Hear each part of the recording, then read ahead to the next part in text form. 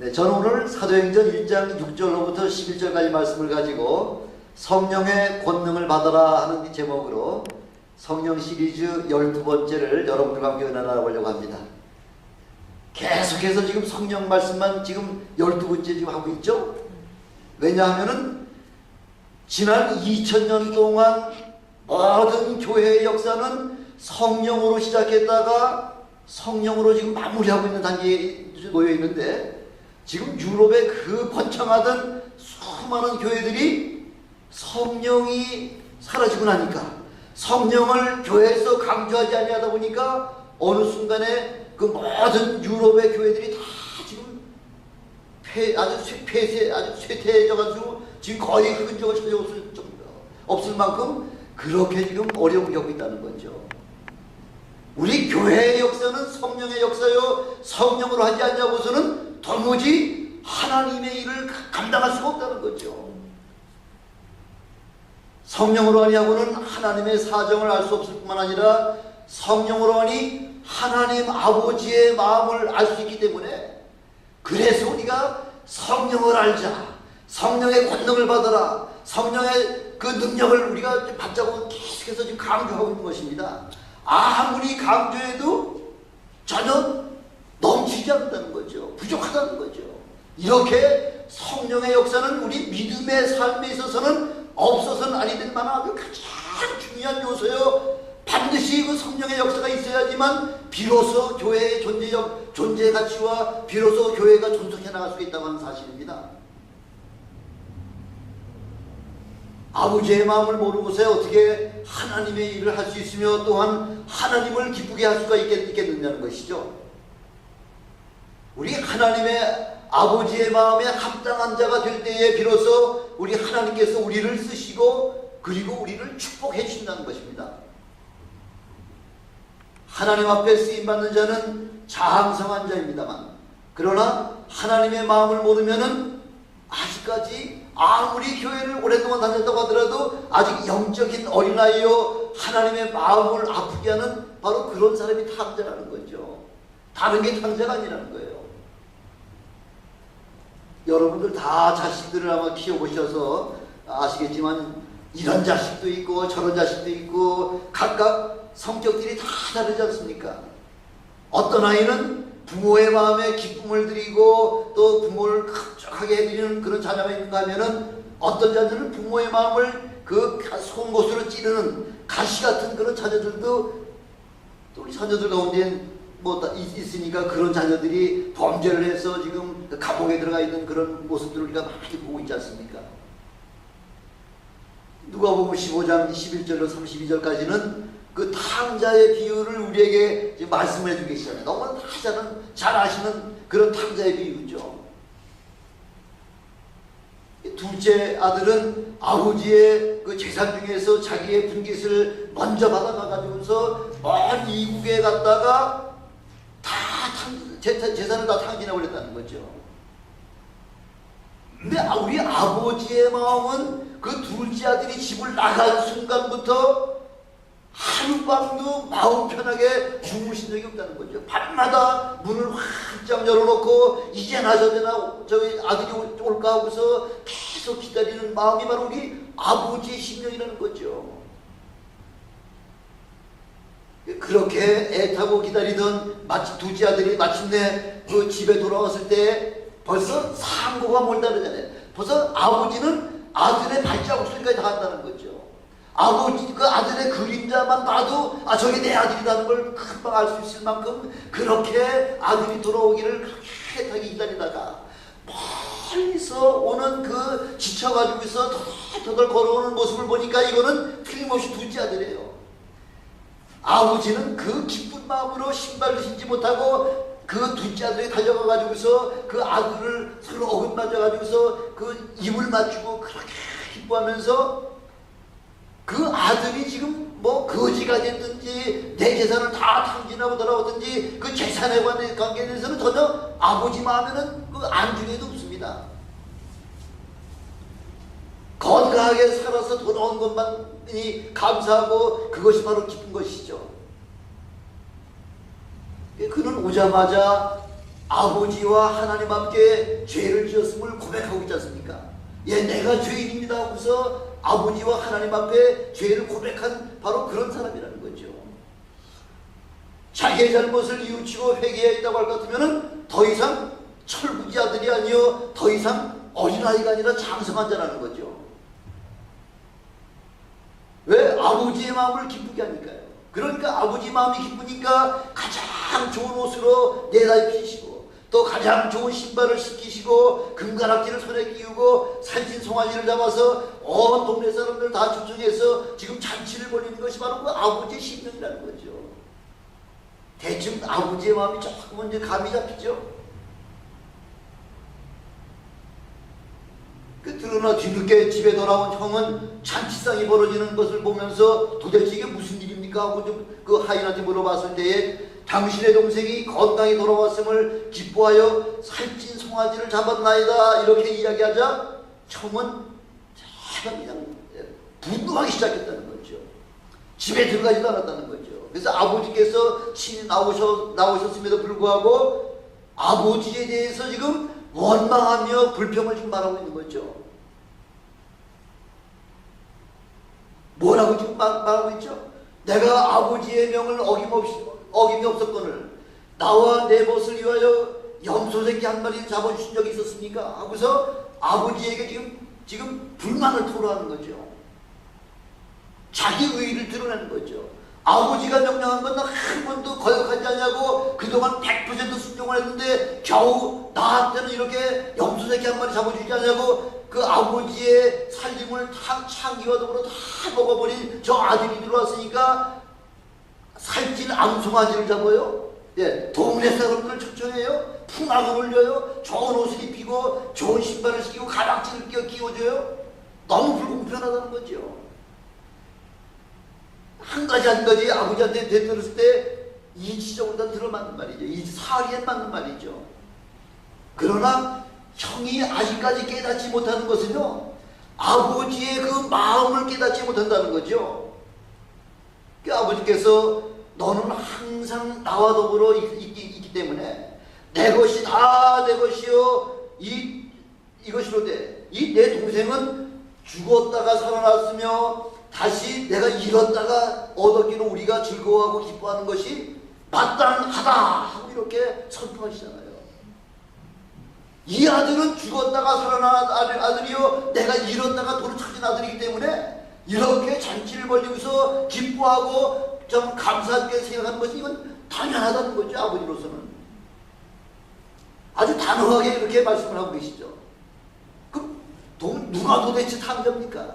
아버지의 마음을 기쁘시게 하는 자가 탕자입니까? 아니면 아버지의 마음을 기쁘시게 못하고 아버지의 마음에 근심과 걱정을 기르는 자가 탕자입니까? 우리는 그동안 둘째 아들만 탕자라고 생각했지만은 둘째 아들이 탕자가 아니라 첫 맏아들이 탕자라는 거죠. 내 의만 가지고 살 것 같으면은 우리는 벌써 죽은 자들이에요. 여러분 의롭게 여태껏 지금까지 생애 동안에 의롭게 살아오셨다고 여러분 자부하십니까? 그렇게 살지 못했죠. 우리는 밤낮 하나님 앞에 범죄했고 또 내 부모와 이웃들에게 범죄하며 살아왔던 거죠. 그래 남들보다 조금 좀 칭찬받은 일을 몇 가지 더 했다 뿐이지 우리는 의롭지 못하게 살았다는 거죠. 만약에 우리 하나님께서 여러분들을 지켜주지 아니하시고 여러분들을 감싸주지 아니하셨다고 할 것 같으면 우리 모두는 다 죽을 죄인이라는 거죠. 우리 하나님께서 여러분을 불쌍히 여기시고 사랑으로 용서해 주셨기 때문에 그래서 우리가 지금 현재 지금 살아가고 있는 거죠. 그래서 아버지의 심정을 모르는 자가 바로 탕자여 불효자라는 거죠. 바로 우리 하나님의 마음은 오늘 이 시간에도 여러분들을 불쌍히 여겨주시고 여러분의 모든 죄를 용서해 주실 뿐만 아니라 여러분들을 위험으로부터 지켜주시려고 하는 것이 바로 우리 하나님 아버지의 심정이요 우리 아버지 하나님의 마음이라는 거죠. 근데 이렇게 아버지의 마음을 우리가 성령을 깨닫지 못하고 성령을 받지 못할 것 같으면 아버지의 마음을 알 수가 없다는 것입니다. 그래서 하나님은 우리에게 성령을 보내주셔서 성령으로 말미암아 우리에게 향하신 아버지의 마음을 알게 하시고요. 또 하나님을 지극정성으로 섬길 수 있는 그런 믿음을 갖게 하셨다. 이걸 우리에게 좀 말씀해 주고 계신 거죠. 이것이 축복이라는 거죠. 아무나 예수 믿는 거 아니에요. 아무리 예수의 복음의 말씀을 수십 년간 들어도 도무지 믿어지지 않냐는 이런 답답한 사람들이 간혹 가다 보니까 있더라고요. 그건 믿어지지 않는다는 거죠. 예수가 동정녀에 태어났다, 그거 믿어지지 않는다는 거죠. 어떻게 죽었다가 사흘 만에 살아났냐는 거죠. 신학자까지 그렇게 생각하는 사람들이 얼마나 많습니까? 그것이 믿어지고 깨달아진다고 하는 것이 이게 보통 축복이 아니에요. 그냥 우리의 마음에서 나오는 것이 아니라 바로 하나님의 성령께서 우리에게 그렇게 깨닫게 하시고 그렇게 알게 하신다는 것입니다.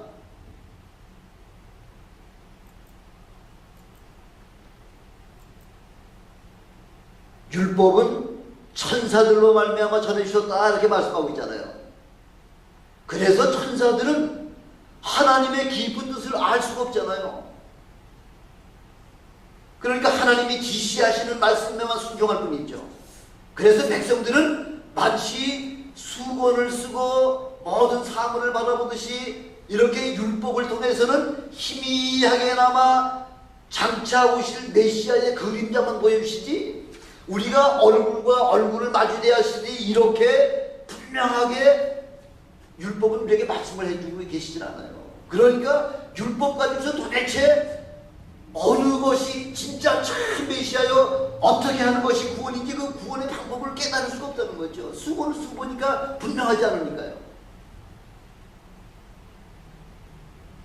그러나 성령을 받은 사람들은 우리가 눈으로 보듯이 그렇게 정확하게 볼 수가 있고요. 우리가 귀로 들었듯이 손으로 만지듯이 그렇게 하나님의 사정을 아주 우리에게 분명하게 그렇게 보여주신다는 것이죠.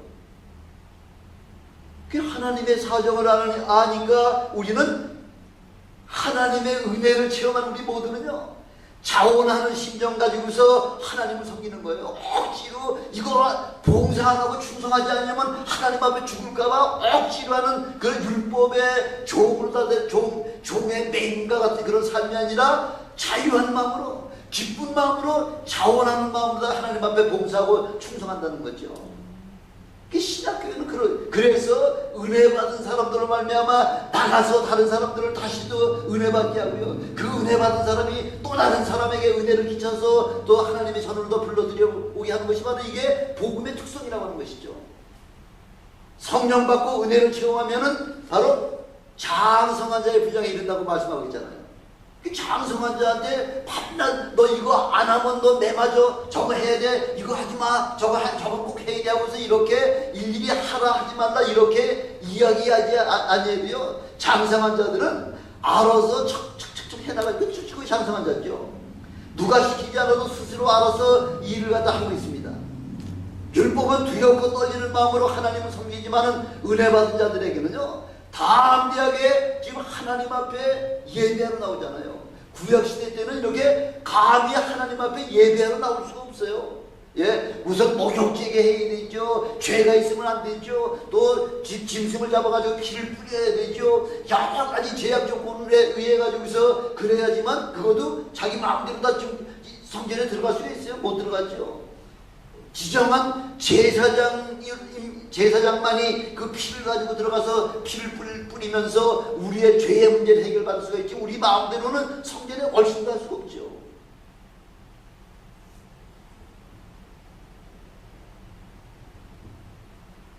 그래서 성령을 체험하면요, 우리 하나님께서 우리에게 권능을 주신다는 거죠. 더 우리에게 선물로다가 권능까지 주신다는 것이죠.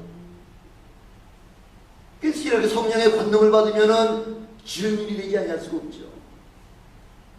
아마 여러분들 죽음에서 내가 거의 죽었다가 예수님 때문에만 살아났다고 한 사람이 혹시 계시다고 할 것 같으면요, 그런 분 계시죠.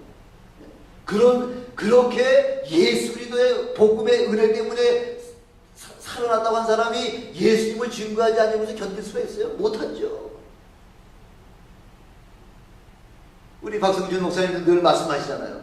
북한에서 막 공산당들이 다 잡으러 왔을 때에 누가 저 다락에 숨어 있으라 해도 거기 쫓아가 다락에 숨었다가 그 다른 사람들은 싹 다 잡아가고 난 다음에 내려와 보니까 이미 자기 동료들은 다 잡아가고요. 그래가지고 하나님께서 그냥 저 황해도까지 걸어나고 저기 내려오시는 동안에도 눈동자같이 모든 검문소를 수십 군데 통과하면서도 하나님이 지켜주셨기 때문에 오늘날 주의 종이 되셔서 세계 선교까지 다 담당하시고 지금은 하나님 주님 다시 오신다는 지금 아주 기다리고 좀 계시지 않습니까?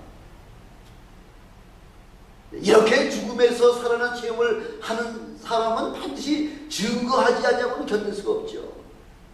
저 같은 사람도 여러 차례 죽을 고비를 넘겼다가 살아난 사람뿐만 아니라 또한 저를 통해서 죽을 자들이 살아나는 역사들도 굉장히 많이 일어났었거든요.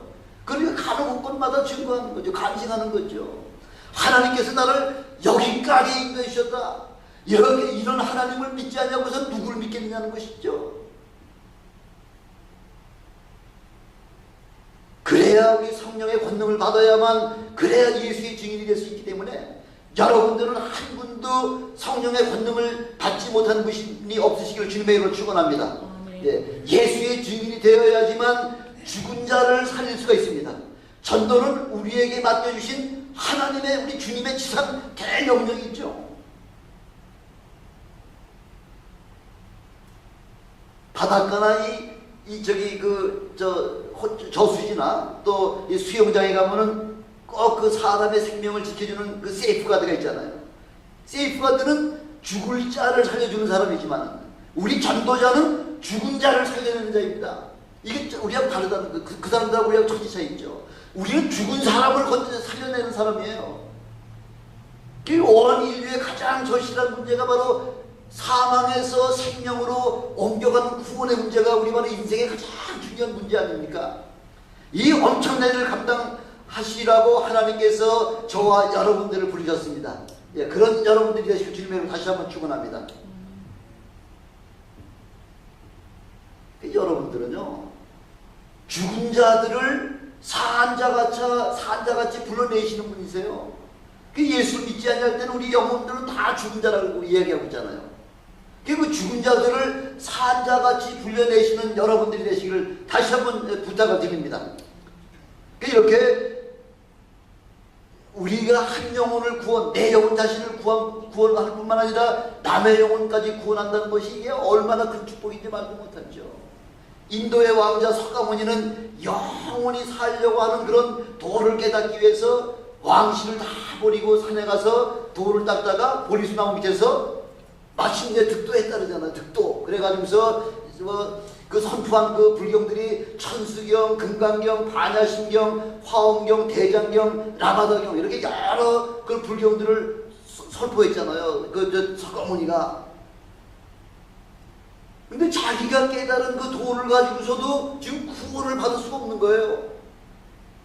그래서 석가모니가 제일 마지막 죽기 전에 그 한 유명한 말이, 그건 아주 그 본인이 생각해서 나온 말이 아니라 하나님께서 그 마음속에 그 입에다가 할 말씀을 부어주셔가지고서 그래서 선포한 걸로 저는 분명히 생각됩니다. 왜? 예수님보다 500년 전 사람인데 어떻게 예수라고 하는 이름을 어떻게 알았겠냐는 거죠. 그래서 하시 야솔의 오도무유지 등야라. 그래서 어느 때인가 예수가 오시면은 내가 깨달은 모든 도는 기름 없는 등잔과 똑같다 이렇게 말씀하고 있잖아요. 이런 게 엄청난 이 고백을 갖다가 본인 생각에서 나왔겠습니까? 그렇지 않다는 거죠. 하나님께서 그 입에다가 집어넣으셔가지고 어느 때인가 예수가 오시면은 내가 깨달은 그동안 수십 년 그 산에서 돌을 닦고 그 터득한 모든 도는 기름 없는 등잔이라는 거죠. 아무 쓸모도 없다는 거죠. 그래서 다른 이로서는 구원이 없나니 천하 인간의 구원을 얻을 만한 다른 이름을 우리에게 주신 일이 없다고 이렇게 하나님이 선포하고 계시잖아요. 바로 하나님의 말씀이에요. 성경에서 극적인 그 장면들이 참 많이 나오는데 제가 제일 그 아주 감격적으로 그 생각하는 그 말씀 중에 하나가 야곱과 그 에서의 그 관계예요. 그 한 어머니 리브가에게서 그 한태에서 동시에 태어났잖아요. 뭐 시간이 1, 2분 사이를 두고 태어난 것도 아니잖아요. 그 야곱은 먼저 나오려고 하다가 에서의 발 뒤꿈치를 붙잡고 나왔으니까 동일하게 동시에 태어난 거죠. 조금 태에서 한 뭐 1, 2초 정도 먼저 나온 것 때문에 장자권을 뺏기고 나니까, 그러니까 야곱이 그냥 뭐 대충 해가지고서 축복받은 거 아니에요. 야곱은요, 한 그 어머니의 태중에서부터 시작해가지고서 자기가 할 수 있는 최선의 방법으로 어떻게 하면은 하나님의 은혜를 내가 받을 수 있을까, 하나님의 그 축복을 받을 수 있을까 하는 그 문제 한 가지만 가지고서 일생을 살았던 사람이 바로 야곱이잖아요. 뭐 야곱은 도둑놈이요 사기꾼이요 하지만은 천만의 말씀이에요. 야곱은 하나님께로부터 주시는 그 축복을 얻으려고요, 그 온갖 고난과 온갖 고통과 온갖 위험을 다 겪은 사람이라는 거죠. 장자권을 먼저 얻기 위해서는 그 사기친 거 아니에요. 합법적으로다가 그 팥죽을 맛있게 그 쏘가지고서 형이 가장 배고플 때 그때 그 팥죽 한 것 가지고 장자권을 아주 합법적으로 산 거죠.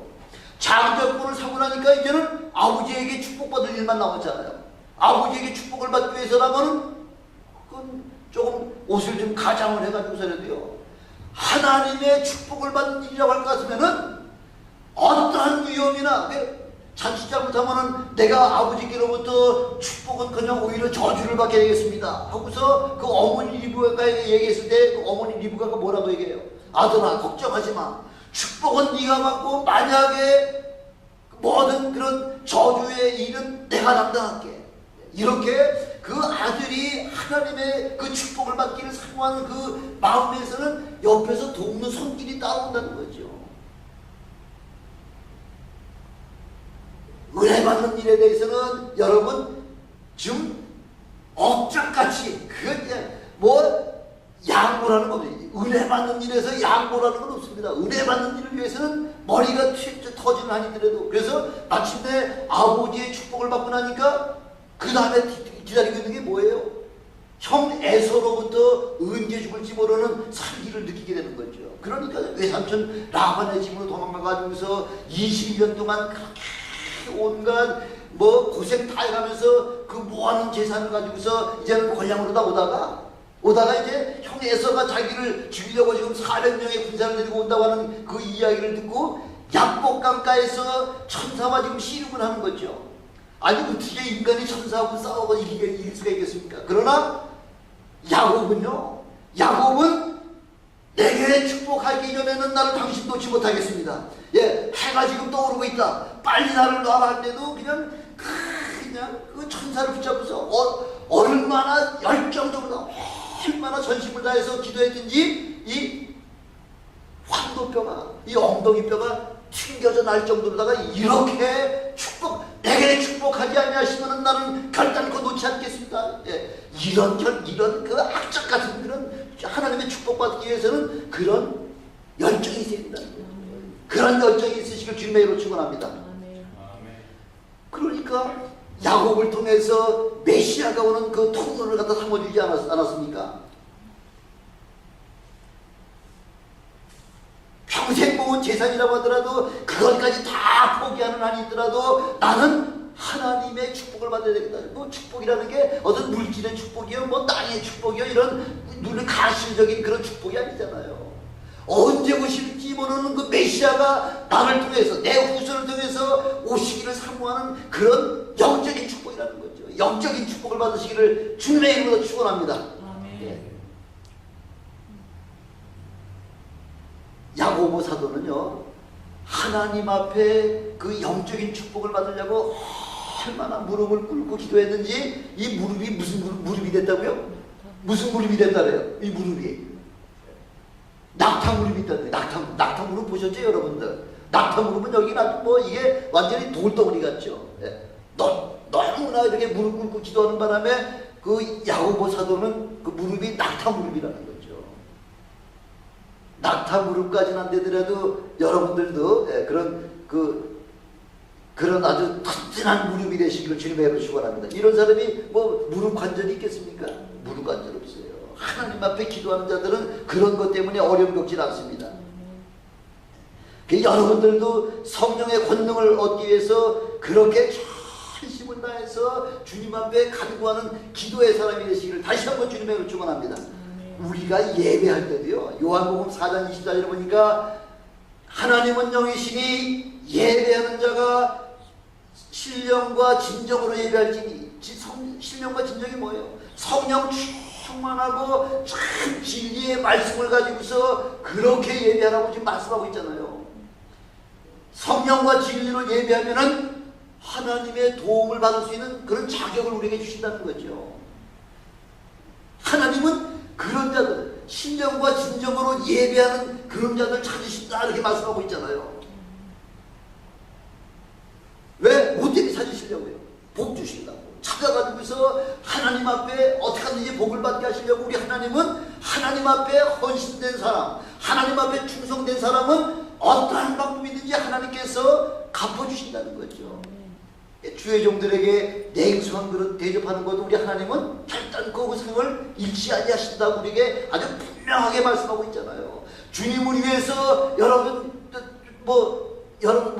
물질을 사용하셨습니까?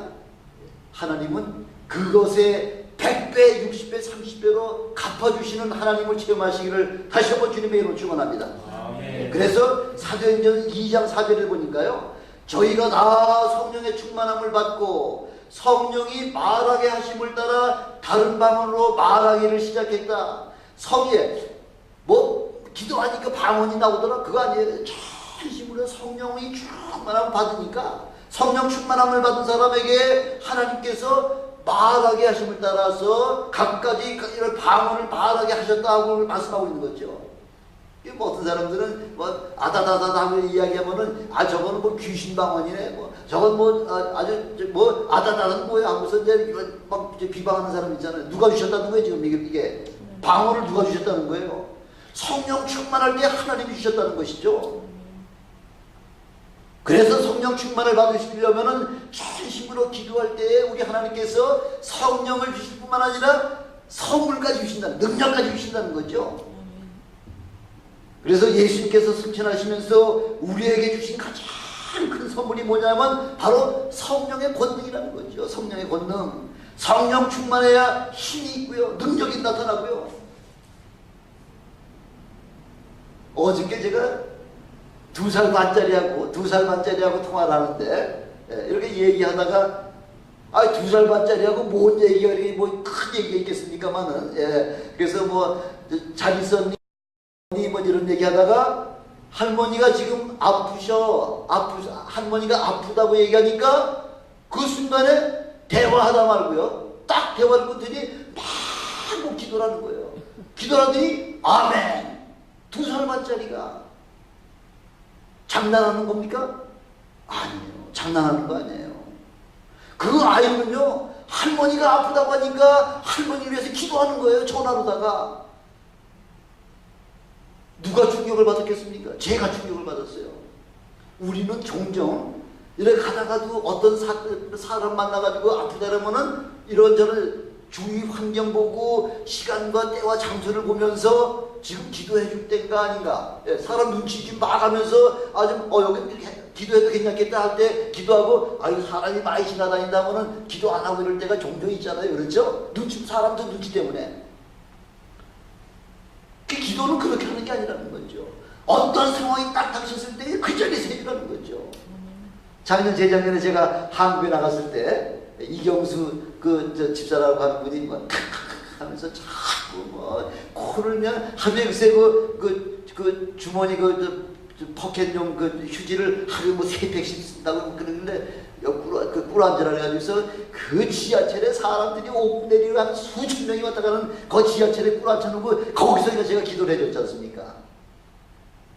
요즘은 그런 일을, 그래서 사도 바울같이 자기도 이게 자기를 사도 바울같이 자기도 교만하지 말라고 그걸 줬다는 거죠. 천만의 말씀이죠. 자기가 무슨 사도 바울이에요? 아니에요. 그러면 사람이 있든지 말든지 그 필요한 고장소에서 그 이야기를 듣는 순간에 그 자리에서 기도하시는 그런 여러분들이 되시길 주님으로 축원합니다. 어떤 불편하거나 어떤 환자가 있거나 어떤 긴급한 상황에 있는 사람을 여러분 주위에 붙여주셨을 때는 바로 그때가 기도할 때라 하고서 깨닫고서 기도해 주시기를 바랍니다. 아멘. 그래서 우리 성령은 믿고 행하는 자에게 오셔서 역사를 해 주십니다.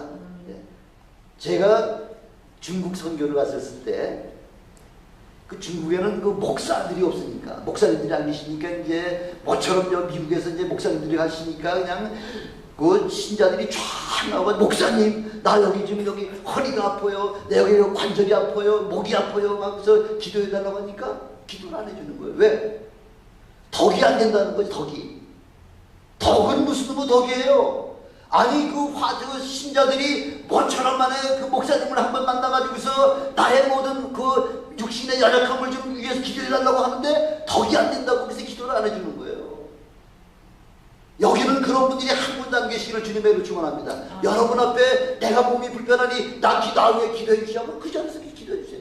내가 집에 가서 기도해 주죠. 집에 가서 기도하는 게 아니라 그 자리에서 기도해 주시고 집에 가서도 기도해 주시기를 주님의 이름으로 축원합니다.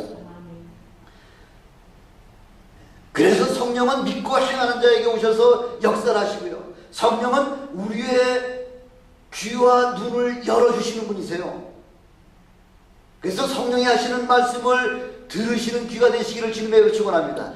요한계시록 2장 3장에 보니까 성령이 교회에게 하시는 말씀을 들을지어다 이렇게 말씀하고 있잖아요. 성령이 하시는 말씀을 귀 있는 자는 들을지어다. 여러분 귀 없는 분 계세요? 성령으로 충만하게 되면은 하나님의 말씀이 그냥 쏙쏙 들어오게 돼 있어요. 쏙쏙 들어오게.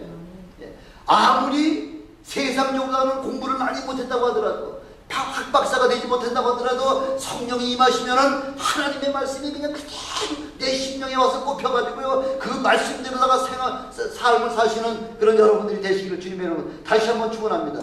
그래서 마태복음 13장 16절 17절에 보니까 너희 눈으로 봄으로 너희 귀는 들음으로 복이 있도다. 많은 선지자와 의인이 너의 보는 것을 보고자 하여도 보지 못하였고 너희 듣고자 하는 것을 듣는 것을 듣고자 하여도 듣지 못하였도다. 이렇게 말씀하고 있잖아요. 우리 주님이 말씀하고 있잖아요. 수천 년 동안 1500년 주님 오시기 1500년 전까지 그 많은 선지자들과 의인이 지금 예수 그리스도의 복음의 말씀을 듣기를 사모했고 예수님을 보기를 그렇게 사모하고 원했지만은 아무도 보지 못하고 아무도 말씀을 듣지 못했지만은 보고 듣는 너희들은 복이 있도다 이렇게 말씀하고 있잖아요. 바로 여러분들은 예수 그리스도를 친히 눈으로 바라보시며 하나님의 예수님의 말씀을 친히 영접할 수 있는 그 석가모니나 공자가 그렇게 수십 년 동안 그렇게 온갖 고행을 다해서 그 구원의 도, 그 영생을 얻을 수 있는 구원의 도를 체험하려고 그렇게 힘쓰다가 결국은 예수님의 도를 깨닫지 못하고 죽었잖아요. 공자 같은 사람은 내가 아침에 도를 깨닫고 저녁에 죽어도 여한이 없겠다. 그 구원의 문제가, 영생의 문제가 얼마나 중요하면은 아침에 내가 도를 깨닫고 저녁에 죽어도 여한이 없다고 그렇게 고백했을까요? 근데 여러분들은 얼마나 우리가 지금 축복의 시대에 살고 있는지, 얼마나 은혜의 시대에 살고 있는지, 이제 마지막 주님 오실 날을 우리가 준비하며 살아갈 수 있는 이 시대에 저와 여러분을 이 땅에 태어나게 하시는 게 하나님을 찬양합니다. 하나님을 영광을 돌리기 위해서 우리에게 맡겨주신 그 사명을 잘 순종하시는 여러분들이 되시기를 다시 한번 주님의 축원합니다. 아무나 주님의 말씀을 보고 들을 수가 없습니다. 복음을 받은 자에게는 능력이 나오게 되어 있습니다. 복음 받은 자들에게는. 그래서 우리가 복음을 들은 것을 이제는 나만 간직하는 것이 아니라 이제 내 주위에 아직까지 예수를 모르는 그런 아직까지 그 불쌍한 영혼들에게 복음을 증거하고 가르칠 수 있는, 그래서 성령의 역사하심을 간구하시는 그런 여러분들이 되시길 바랍니다. 이렇게 우리에게 신령한 귀가 열리고 신령한 눈이 열려지게 되면은 하나님의 이상과 하나님의 음성을 보고 들을 수 있는 축복을 여러분에게 주신다고 말씀하고 있습니다. 성령의 권능을 받으시기를 다시 한번 사모하시기를 주님의 이름으로 축원합니다. 우리 기도하시겠습니다. 전능하신 아버지 하나님 감사합니다.